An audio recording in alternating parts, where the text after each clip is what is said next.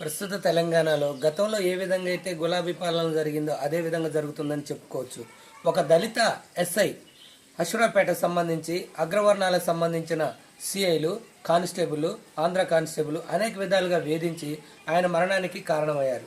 అదే అగ్రవర్ణాలకు సంబంధించిన వాళ్ళు అయితే తక్షణమే న్యాయం చేయటం జరిగింది. కానీ ఒక దళితుడు కాబట్టి ఇటువంటి న్యాయం జరగలేదు.